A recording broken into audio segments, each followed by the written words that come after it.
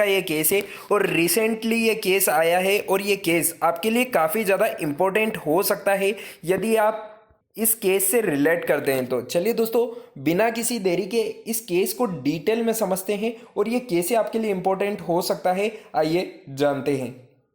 सबसे पहले मैं केस के इम्पोर्टेंट पॉइंट्स की तरफ चलता हूँ कि वो केस किस चीज़ से रिलेटेड है और आपके लिए कैसे ये बेनिफिशियल हो सकता है यदि आप पर कोई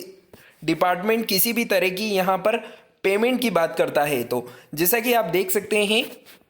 यहाँ पर पहला पॉइंट जो आपको लिखा है इस केस स्टडी में, उस केस को पढ़िएगा। No recovery in any mode by cheque, cash, e payment और adjustment of input tax credit should be made at the time of search inspection proceedings under section 67 of the Central Gujarat Goods and Service Tax Act 2017 under any circumstances। यानी कि यदि आपके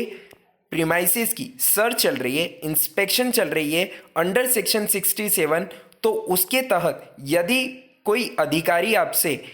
किसी भी प्रकार के payment को करने को कहता है या फिर चेक के थ्रू, कैश के थ्रू, ई पेमेंट के थ्रू या फिर इनपुट टैक्स क्रेडिट के थ्रू, तो आप वहां पर उसे मना कर सकते हैं क्योंकि वो किसी भी प्रकार की recovery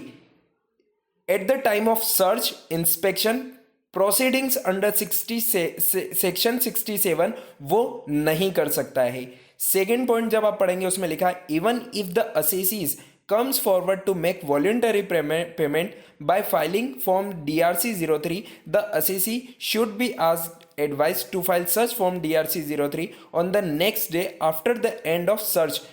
proceedings and after the officers of the visiting term have left the premises of the assessees। यानी कि यदि आपसे कोई अधिकारी बोलते हैं कि आप DRC 03 के थ्रू वॉलेंटरी पेमेंट करके रिकवरी करने की बात करते हैं तो भी आप यहाँ पर उसे मना कर सकते हैं। आपकी जब सर्च इंस्पेक्शन यदि आपकी चल रही है वो कंप्लीट हो जाती है और ऑफिसर जो सर्च और इंस्पेक्शन के लिए आए हैं वो आपके प्रीमाइसेस से चले जाते हैं, उसे लेफ्ट कर देते हैं, उसके बाद ही आप उसका पेमेंट कर पाएंगे। Facility of filing complaint grievance after the end of search proceedings should be made available to the assessee if the assessee was forced to make payment in any mode during the pendency of search proceeding। यानी कि आपके premises की search चल रही है या inspection चल रहा है, उसके बावजूद कोई अधिकारी आप पर फोर्स करता है रिकवरी को लेकर या फिर DRC 03 के वॉलेंटरी पेमेंट को लेकर या किसी और भी प्रकार से, यानी कि चेक के थ्रू, कैश के थ्रू, ई पेमेंट के थ्रू या इनपुट टैक्स क्रेडिट के थ्रू रिकवरी को रिकवर करना चाहता है regarding to search and inspection in process, तो आप उस पर यहाँ पर ग्रीवेंस रेस कर सकते हैं। उस अधिकारी के थ्रू उस अधिकारी के खिलाफ ग्रीवेंस रेस कर सकते हैं और कंप्लेंट दर्ज कर सकते हैं।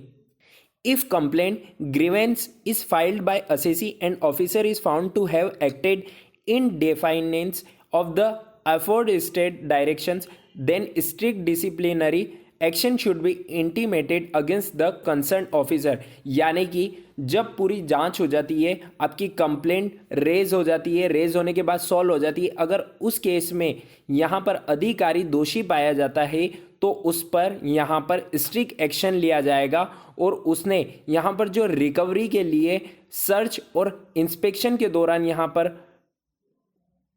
टैक्स पेयर पर फोर्स बनाया है जिसके कारण उसने यहाँ पर पेमेंट करवाया है, तो उसके खिलाफ यहाँ पर एक्शन ली जाएगी। तो ओवरऑल अगर हम इस केस का